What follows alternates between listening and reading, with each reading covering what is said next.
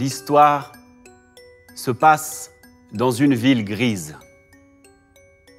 Une ville grise, car elle est toujours recouverte d'un grand ciel gris et traversée par le murmure du périphérique. Ici, les murs sont lisses et sales, les trottoirs tout tordus. Et dans cette ville vit Simini, une jeune fille, fine, douce, légère comme un bout de tissu, un foulard. C'est une lycéenne. Elle vit heureuse et paisible avec son père et ses 5 frères. Eux, ils sont tous ouvriers. Toute la journée, leurs mains trempent dans l'acier. Ils partent très tôt le matin, lorsque la nuit s'évapore. Et chaque matin, du fond de son lit, Simini les entend mettre au pied leur godasse toute dure. Lorsqu'il claque la porte, les yeux de Simini s'ouvrent. Direction la cuisine. Là, elle trouve toujours un café noir et épais, fait le matin même par le père. Elle avale 3 fois rien, débarrasse ce que les frangins ont laissé traîner, et enfin, trouve, chaque jour, un petit mot écrit de la main du père. Ma chérie, passe une belle journée à l'école. Apprends-y des tas de choses. À ce soir. Je t'aime, papa. Elle plie délicatement le petit mot, le met précieusement dans sa poche, et elle part, savourer son trajet jusqu'au bahut.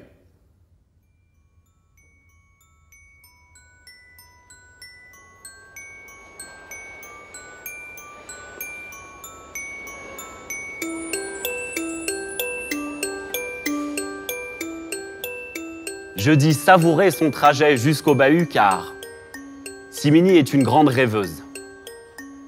Elle aussi part très tôt. Elle rêve dans les rues vides. Le premier endroit où elle rêve, c'est la gare. Elle est la première, chaque matin, à pousser les portes. Dans le grand hall, ses pas résonnent. Elle s'adosse contre le photomaton en panne. Et là, elle attend. Elle n'attend pas le train. Elle vient ici pour regarder ceux qui prennent le train. Ceux qui chaque jour ont cette chance de partir loin, loin du gris. Le premier à rentrer, toujours le même. Un homme d'une 50aine d'années, le manteau usé, aussi usé que son regard. Quelques minutes plus tard, une dame, 65 ans, blouse décolorée. Retraite trop maigre, elle travaille. Après cela, une étudiante qui porte toujours des bonnets bizarres. Après 10, 20, 30, 50, 100 personnes remplissent cette gare. Simini les observe. Remarque comme chaque jour, ils arrivent à la même heure, se mettent au même endroit, sur le même quai, attendent le même train. Souvent en faisant la même tête d'ailleurs. Pour chacun d'entre eux, elle imagine un prénom, des souvenirs, des qualités, des défauts. Les trains arrivent, vident la gare en avalant les passagers. Elle poursuit son chemin. Dans les rues de la ville, tous les 10 mètres, il est écrit « local à louer ». Tous les 10 mètres, des vitrines baissées. L'autre passage, chaque matin, devant l'agence pour les travailleurs intérimaires. Depuis des mois, Simini voit les mêmes bonhommes, une dizaine. 10 bonhommes pour pas plus de 4 annonces. Ils attendent l'ouverture. À force de les croiser, Simini les salue chaque matin. Elle salue aussi la secrétaire. Après cela, le parcours se termine tranquillement jusqu'au lycée. Au lycée, chaque journée commence de la même façon. Un professeur se plante en face d'elle, lui tend une copie et sourit. Encore une fois, Simini, c'est un excellent devoir. Continue comme ça. Le professeur et le sourire tournent les talons et le voisin de derrière tapote l'épaule. « Psst, Simini, j'ai rien compris, tu veux pas m'expliquer, s'il te plaît ?» Une élève brillante. Modèle, le genre d'élève que n'importe quel professeur voudrait dans sa classe. Le genre d'élève pour qui toutes les portes s'ouvrent. Un lundi, 15 h, elle et le reste de sa classe attendaient devant une salle de cours. Au bout de 5 minutes, le professeur n'était toujours pas là. Au bout de 10 minutes, le chahut a commencé à monter, et là, évidemment, un surveillant a surgi. « Bon, le prof n'est pas là. Si vous avez cours après, vous partez en permanence. Si vous n'avez pas cours, vous rentrez chez vous. » Pas cours après, chacun est rentré chez soi.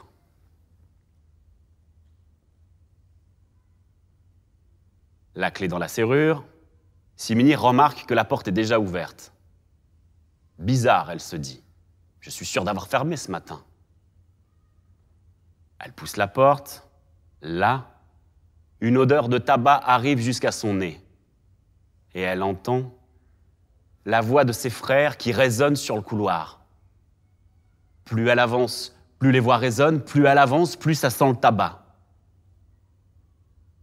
Dans le salon, les 5 frères sont debout comme des piquets.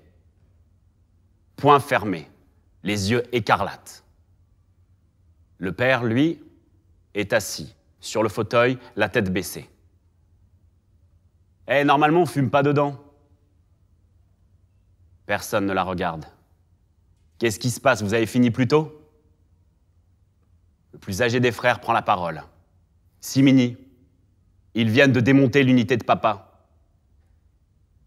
Simini a commencé à rire. « C'est du chinois ce que tu me racontes ?» Le deuxième a pris la parole.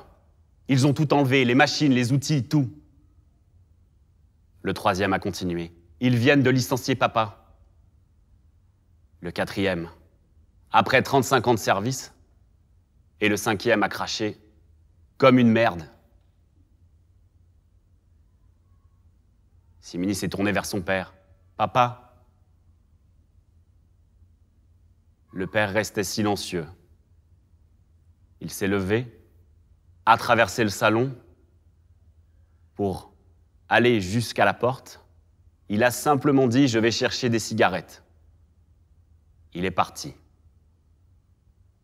Ce soir-là, Simini et ses frères ont parlé très tard, jusque très tard dans la nuit. Ils ont parlé du loyer, du gaz, de l'électricité, assurance, impôts, les voitures, le gasoil, les courses, le frigo. Le lendemain, le père a passé sa journée assis à la table de la cuisine. Une tasse de café noir et épais à gauche, un cendrier débordant et dégueulant de mégots à droite. Sur la table, des tas de paperasses à remplir. Toujours la même chose. Nom, prénom, date et lieu de naissance, numéro de sécurité sociale, dernier emploi tenu, nombre d'enfants à charge, dernier avis d'imposition. Une journée comme ça, puis 2. Une semaine comme ça, puis 2. Après la paperasse, les petites annonces. Des journées entières à téléphoner. Des semaines. Au début 1, puis 2. Et pourtant, chaque matin, le père était toujours le premier levé, avant ses enfants. Lorsque tous se levaient, il trouvait le café noir et épais prêt. Et chaque matin, Simini trouvait toujours son petit mot. « Ma chérie, passe une belle journée. Reste à l'école le plus longtemps possible. Je retrouverai bientôt quelque chose. À ce soir. Je t'aime, papa. » Elle pliait le petit mot, le mettait précieusement dans sa poche et partait au lycée.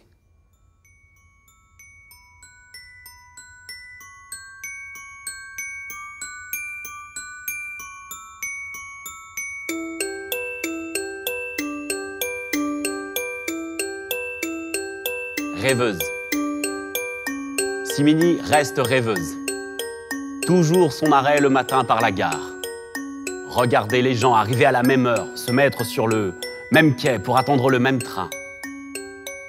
Après, continuer par les rues où les locaux sont alloués, où les vitrines sont baissées. Et encore, passer devant cette agence pour les travailleurs intérimaires. Ils n'étaient plus 10 à attendre l'ouverture.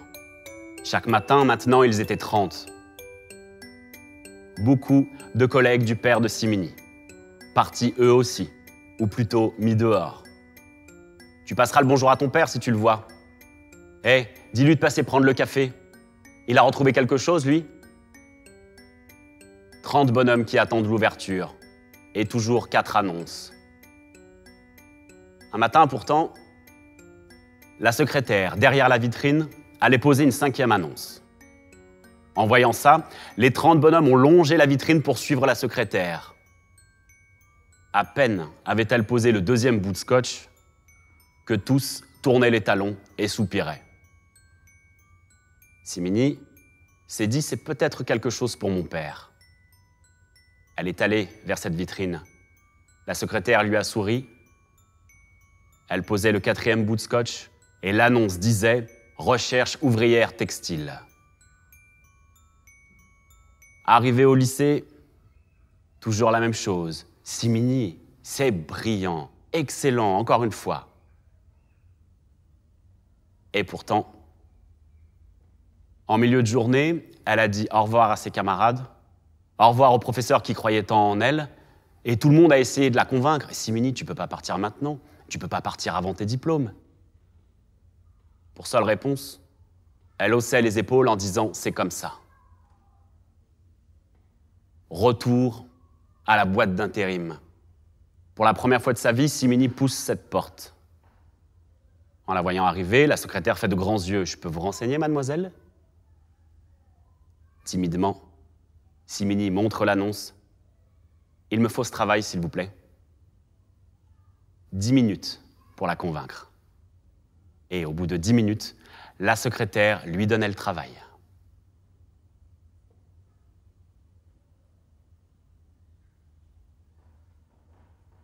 Dans l'appartement, le père attendait sa fille. Il souriait.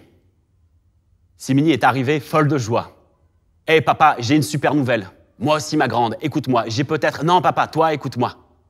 Demain, je rentre à l'usine. » Le père souriait toujours. « Qu'est-ce que c'est? C'est un stage pour le lycée, c'est ça? »« Non, non, papa, j'y vais pour la paye. » Immédiatement, sur le visage du père, le sourire s'est évaporé. « Simini, ne quitte pas l'école. Je t'imagine pas du tout avec une blouse. Je me suis pas donné tant de mal pour que ma fille porte une blouse. Hé, papa, on n'a pas le choix, je crois. »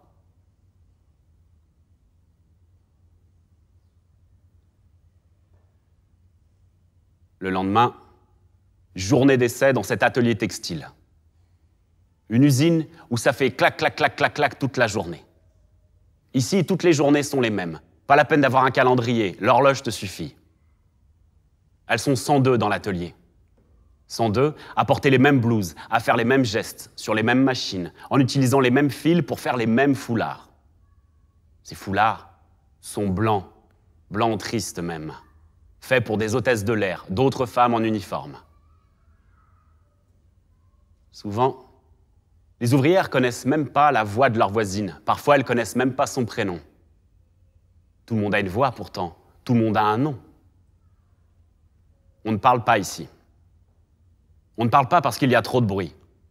Et si jamais on arrive à parler par-dessus le bruit, on se met en retard. Si on se met en retard, le chef d'atelier vient vite dire quelque chose et personne n'aime ça.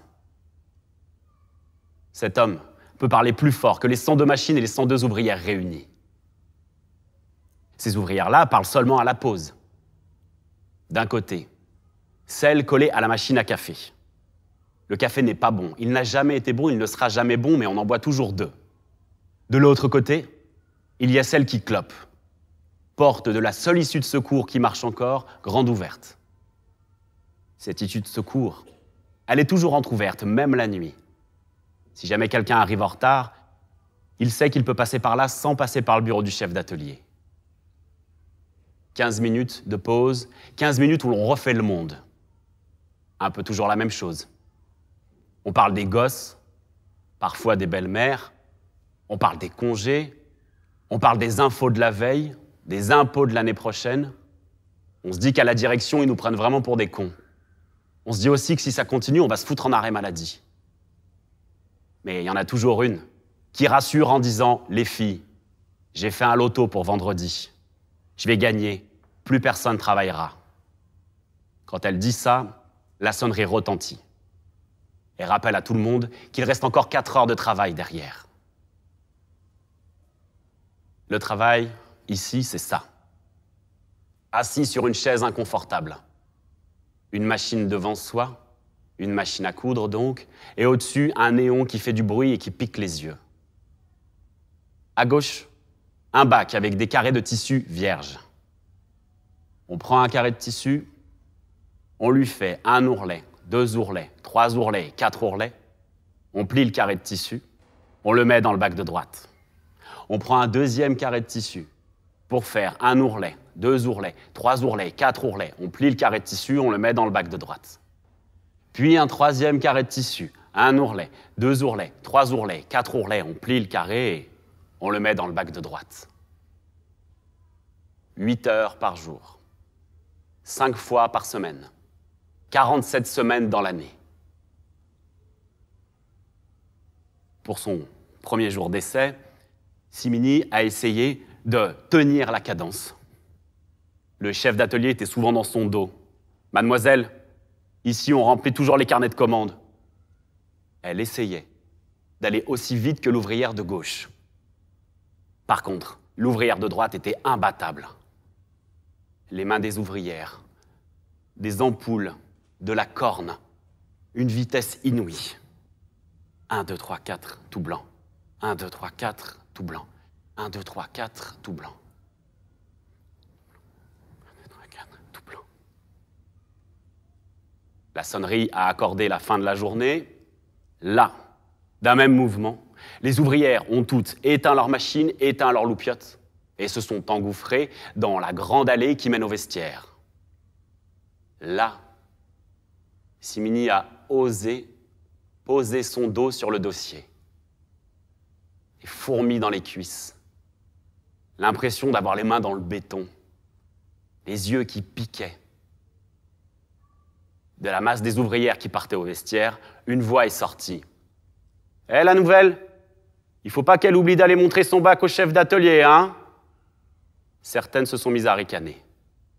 Mais Simini s'est exécutée. Elle a pris le bac, s'est dirigée vers le bureau du chef d'atelier. Il mettait le 2e tour de clé de son bureau. En la voyant, il a froncé les sourcils, immédiatement. Les bacs, je les regarde à 6h30 le matin, pas en fin de journée. Mais montre quand même.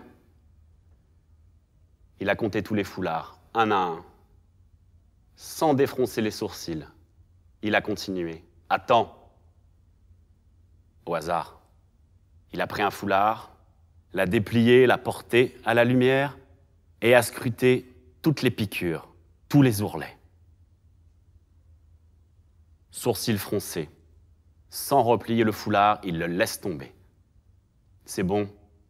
Éteins ta machine, éteins ta loupiote. Personne dort là. Fin de la première journée d'essai.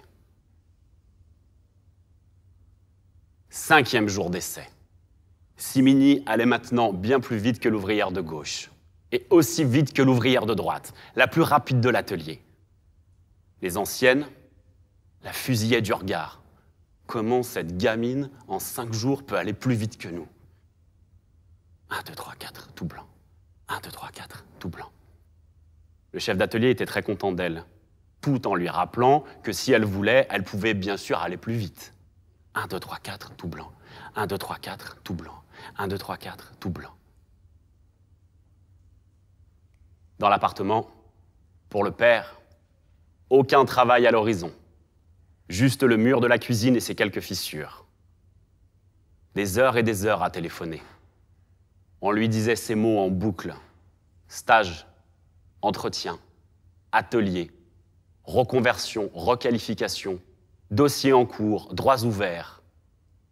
Des semaines et des semaines comme ça. Mais toujours, le matin, le petit mot pour sa fille. « Ma chérie, Bientôt, je retrouverai une blouse. Tu pourras enlever la tienne. Je ne veux pas que tu portes une blouse. Je t'imagine autrement. Passe une belle journée, papa. Au boulot, Simini s'est mise à faire comme dans les rues. Elle s'est mise à rêver. Désormais, quand elle prenait un carré de tissu, un prénom lui venait en tête. Au premier ourlet, elle imaginait une taille.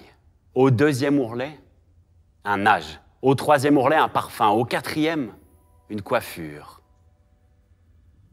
Et avant de reposer le carré de tissu, elle avait l'impression d'avoir inventé quelqu'un. Un prénom. Une taille. Un âge. Un parfum. Une coiffure. Quelqu'un. Un prénom.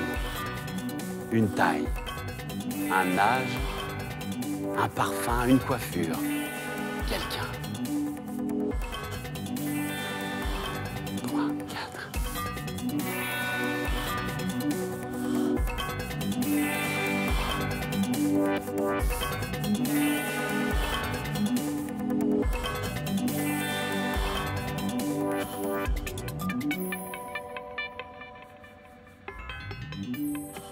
Rêveuse, Simini le reste. Le matin, toujours son passage par la gare. Observer les gens, leur imaginer un prénom. Parfois, une vie de couple. Toujours le même qui rentrait le premier, le type de la cinquantaine. Depuis quelque temps, il était très souriant. Il doit être amoureuse, disait Simini. La dame de 65 ans, quant à elle, avait le dos qui commençait à se voûter. Vraiment se voûter. Et bien sûr, l'étudiante avait disparu au bout de 3 mois de cours. Toujours les mêmes, même endroit, même heure, même quai, même train. La chose qui amuse le plus Simini quand elle est à la gare, c'est lorsque la voix du haut-parleur annonce l'arrivée d'un train, les passagers ne peuvent s'empêcher de tourner la tête, scruter les phares du train qui arrive à l'horizon et, d'un même mouvement, marcher en crabe pour accompagner l'arrivée du train sur le quai. De telle sorte à trouver une porte pile en face. Le train est à l'arrêt, les portes s'ouvrent, les passagers laissent les autres voyageurs descendre sur le quai. Tous ces voyageurs, bien sûr, Simini les connaît par cœur. Un matin, pourtant, dans cette masse compacte, une silhouette inconnue. Fine, douce, légère. Une dame d'un âge. Mais l'allure d'une grande dame. Chaussures rouges à talons, manteau noir bien cintré, chapeau façon grande actrice italienne qu'elle retenait du bout des doigts. Ongles vernis à la perfection. Sous le chapeau, une queue de cheval grise et lumineuse. Et autour du cou, un foulard sublime à peine noué. Simini ne voyait qu'elle. Cette femme-là, contrairement au reste des voyageurs, prenait son temps. Elle est descendue avec une grâce inouïe. Démarche souple, raffinée. Autour d'elle, pourtant, tout le monde se pressait, se heurtait, s'esquivait, se frôlait. Sur le quai, cette femme-là, cette grande dame, cherchait son chemin du regard. Un coup d'œil par là, un coup d'œil par là. Toujours en tenant son chapeau, elle est partie vers le panneau « Taxi ». Elle a mis tellement longtemps pour faire tout ça que déjà, le train repartait, à contresens. Elle partait vers le taxi, le souffle du train a fini de dénouer le foulard. Et la dame ne s'est rendue compte de rien. Le foulard est tombé comme une feuille tomberait d'un arbre, tout doucement.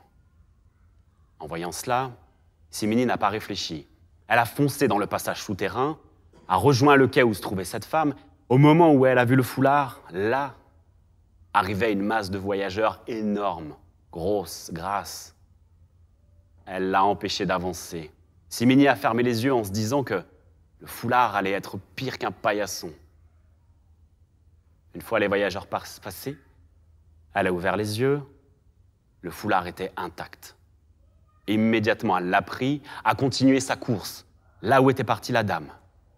En sortant de la gare, la grande dame était là. Elle claquait la porte d'un taxi noir flambant neuf, et le moteur faisait avancer la voiture tout doucement, sans bruit. Là, Simini était seule avec le foulard. Elle s'est mise à le contempler. À chaque seconde, une nuance lui apparaissait. À chaque seconde, une nouvelle forme, une nouvelle couleur. C'était comme tenir un nuage, elle s'est dit, comme tenir un bijou. Elle a porté le foulard jusqu'à son nez. Le parfum de cette femme était aussi raffiné que sa démarche. Elle a délicatement plié le foulard, l'a précieusement mis dans sa poche et est partie travailler. En même temps que les 102 ouvrières sans nom et sans voix, Simini est arrivée à l'usine, mais dans la grande allée, elle marchait tout doucement. Les 102 ouvrières, elles, ont foncé sur leur poste. D'un même mouvement, ont allumé leur loupiote, puis leur machine, et ont commencé la journée. 1, 2, 3, 4, tout blanc. 1, 2, 3, 4, tout blanc. 1, 2, 3, 4, tout blanc. Quand les 102 ouvrières en étaient au 10e foulard, seulement Simini s'asseyait. Avant de démarrer, elle a déplié le foulard de la dame et n'a pas pu s'empêcher de le contempler toute la journée. Elle a travaillé sans regarder ce qu'elle faisait. 5 questions dans sa tête, en boucle. Qui était cette femme? Au premier ourlet, d'où venait-elle? Au deuxième ourlet, où allait-elle? Au troisième ourlet, que faisait-elle ici? Et au quatrième, la reverrai-je? Qui était cette femme? D'où venait-elle? Où allait-elle? Que faisait-elle ici? La reverrai-je?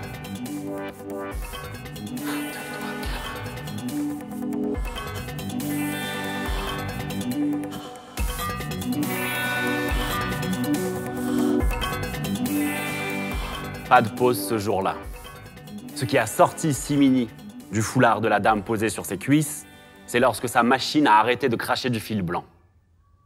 Là, elle a délicatement plié le foulard, l'a précieusement mis dans sa poche et s'est rendue vers le placard de bobine. En ouvrant celui-ci, comme d'habitude, son regard est tombé sur des kilomètres et des kilomètres de fil blanc.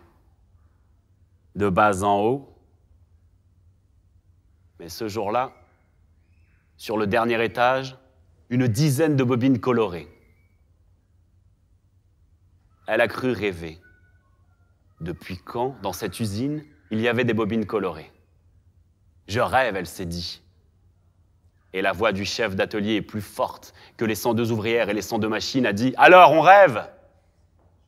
Elle est sortie de son rêve, a repris ses esprits, les kilomètres de bobines blanches, fermé le placard, est retournée à son poste. Chargement de la bobine blanche. Elle déploie le foulard sur ses cuisses, replonge son esprit dedans et se remet au travail.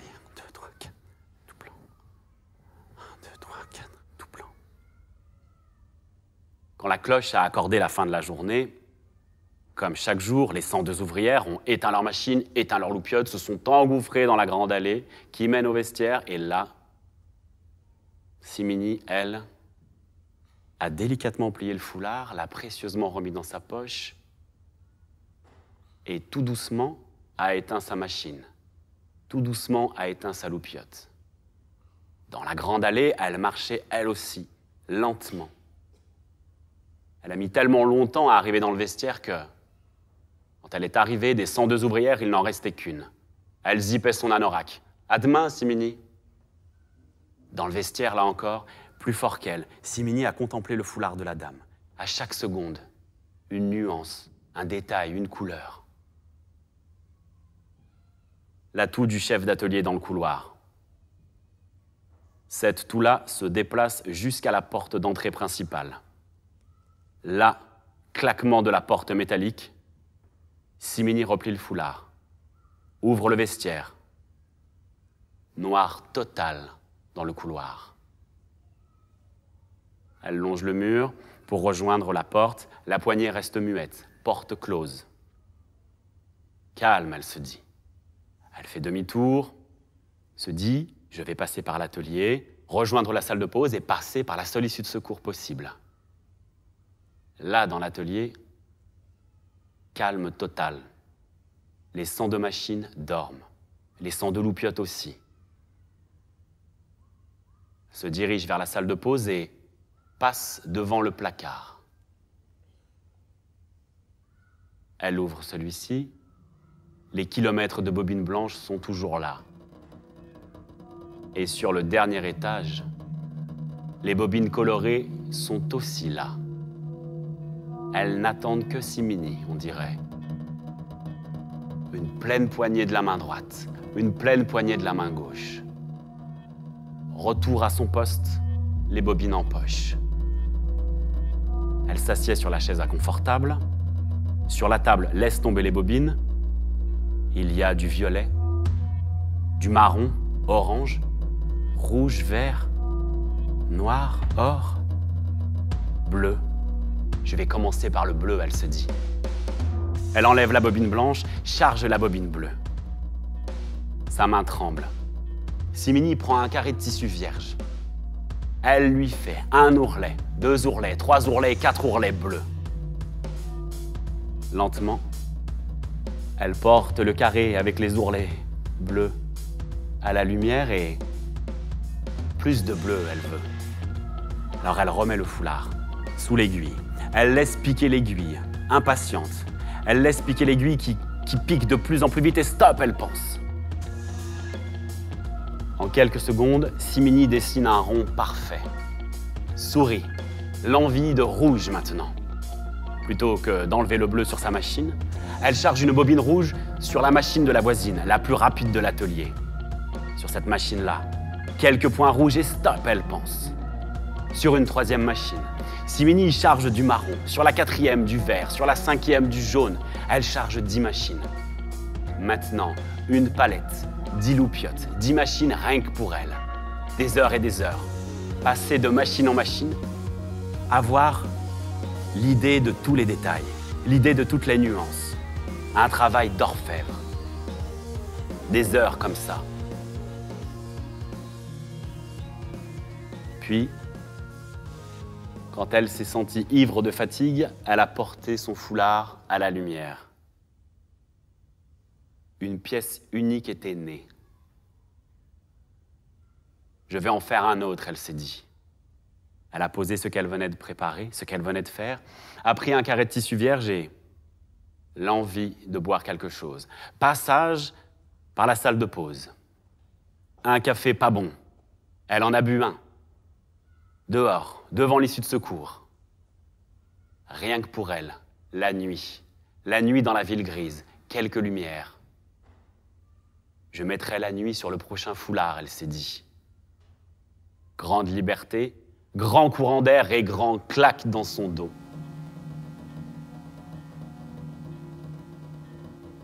La porte de l'issue de secours est fermée. Simini est là, en blouse et en café, dehors, pleine nuit. 10 fois le tour de l'atelier pour trouver une porte ouverte. 10 tours sans succès.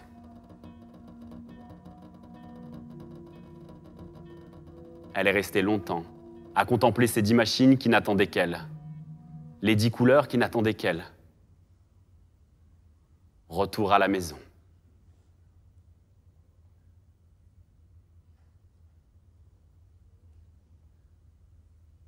Pleine nuit, un père fou d'inquiétude attend sa fille. Quand il la voit arriver en blouse à cette heure-là, il se met à rire. « Simini, tu as perdu la clé de ton vestiaire, c'est ça ?» Elle n'a pas le cœur à rire.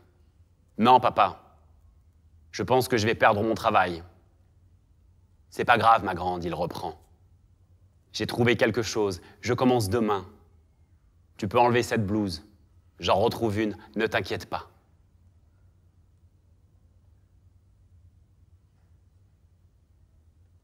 Le lendemain, 6h30, comme chaque matin, le chef d'atelier passe dans les allées avec son chariot pour récupérer les bacs faits par les ouvrières la veille.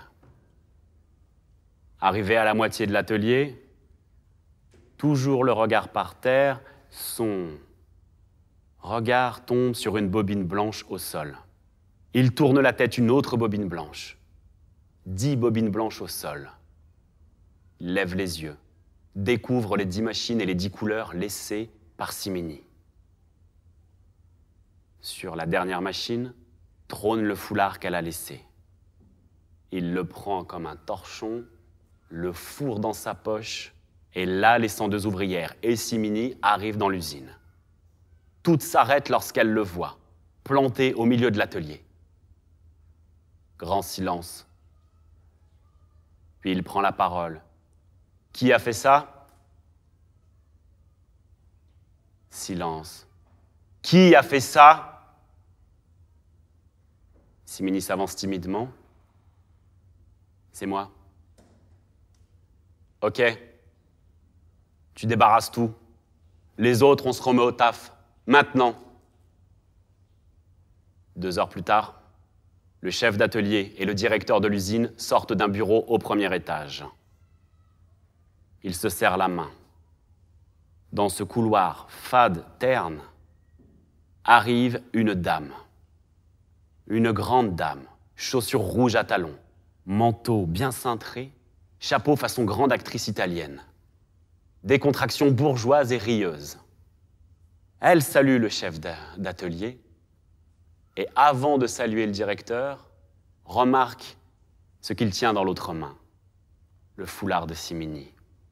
Immédiatement, elle le prend, le porte à la lumière. Le directeur change de couleur. « Madame, ne vous méprenez pas. À aucun moment donné, ceci ne reflète la qualité de notre production et vous savez... » Elle n'écoute rien. La grande dame est plongée dans le foulard de Simini. Ce jour-là, Simini n'a pas terminé sa journée à l'usine. Mais chez elle, assise à la table de la cuisine face au mur, une tasse de café noir et épais à gauche, cendrier vidé à droite. Des écoles à appeler toute la journée, des écoles où l'on crée, où l'on dessine. Souvent, c'était loin. Toujours, c'était cher.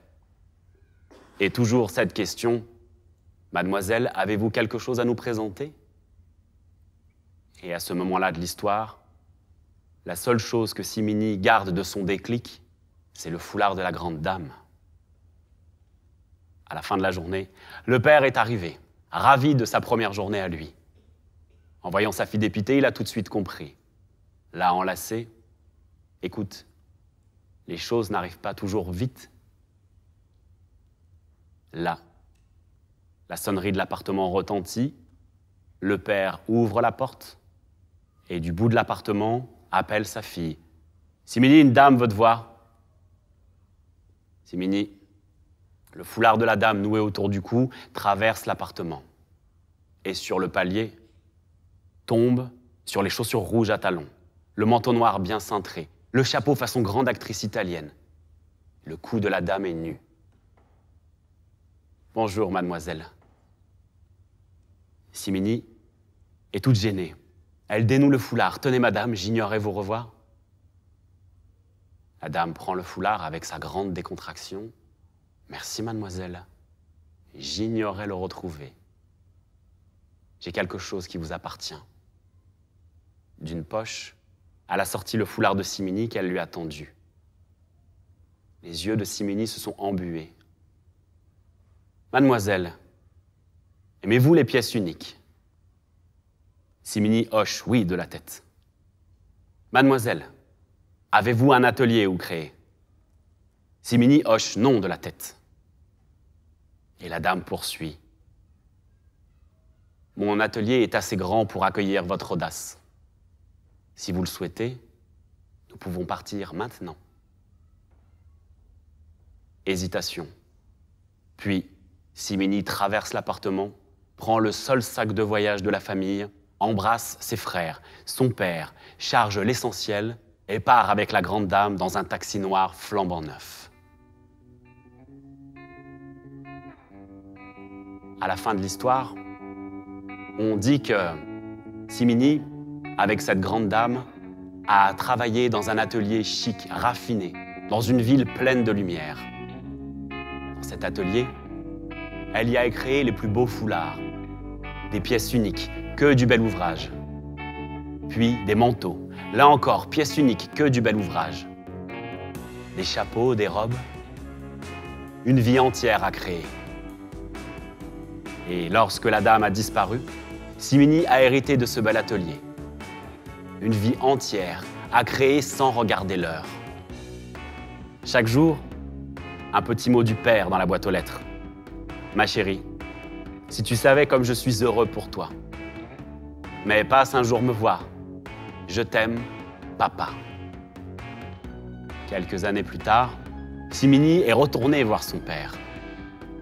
En ouvrant la porte, il a souri. Sa fille se tenait devant lui. Une grande dame, chaussures rouges, manteau noir bien cintré, chapeau façon grande actrice italienne et... Il a dit, « Ma fille, voilà, c'est comme ça que je t'ai toujours imaginé. »